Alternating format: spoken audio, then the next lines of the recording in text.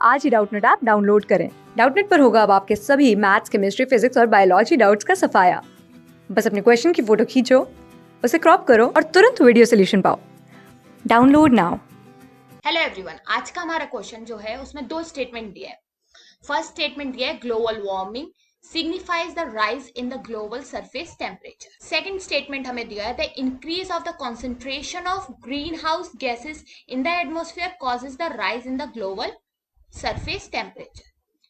अब हमारे पास ऑप्शन दिया है, ऑप्शन 1 दिया है इसमें ए, both the statements are individually true.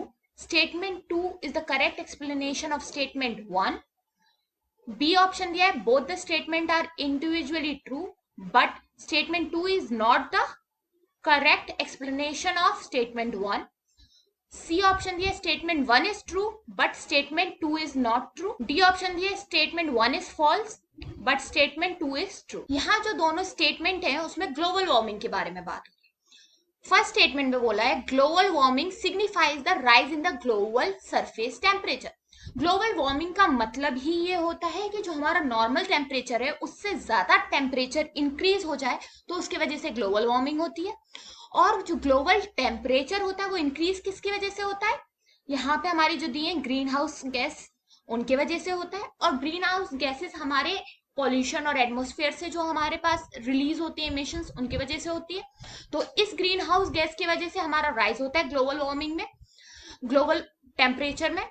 तो इसके वजह से जब आगे जाके ये ग्लोबल वार्मिंग दिखती है.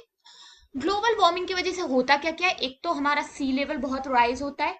क्यों राइज होता है, क्योंकि ग्लेशियर बहुत स्पीड से पिघलने लगते हैं और ग्लेशियर की स्लाइड्स उसके ऊपर सी में जाने लगती है और ओशन और सी का लेवल बढ़ जाता है.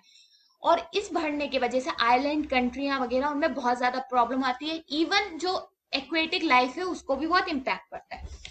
और अगर हम देखें ग्लोबल वार्मिंग के वजह से हमारी जो ओजोन लेयर वगैरह है उस पर भी इम्पैक्ट हो रहा है, ओजोन लेयर इफेक्ट हो रही है. तो हमारे पास जो फर्स्ट स्टेटमेंट था कि जो ग्लोबल वार्मिंग है वो ये बताता है कि ग्लोबल सरफेस टेम्परेचर बढ़ रहा है, तो ये बात सच है कि हाँ टेम्परेचर बढ़ रहा है और ये पूरा एक फुली स्टेटमेंट ट्रू है.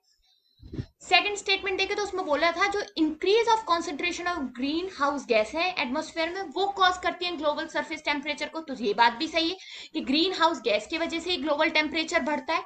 तो दोनों ही स्टेटमेंट ट्रू है इंडिविजुअली, अपने अपनी जगह पे दोनों स्टेटमेंट ट्रू है. अगर हम देखें स्टेटमेंट 1 को एक्सप्लेन कर रहा है स्टेटमेंट 2. स्टेटमेंट 2 करेक्ट एक्सप्लेनेशन है कि वो जो राइज हो रहा है टेम्परेचर वो क्यों हो रहा है और उसकी वजह से ग्लोबल वार्मिंग क्यों हो रही है. तो ये एक्सप्लेनेशन सही है. अगर हम इसके हिसाब से देखें तो हमारा ऑप्शन नंबर ए जिसमें कि बोथ स्टेटमेंट इंडिविजुअली ट्रू भी है और सेकंड स्टेटमेंट फर्स्ट स्टेटमेंट का एक्सप्लेनेशन है. तो ऑप्शन नंबर ए इसका करेक्ट आंसर है. Thank you.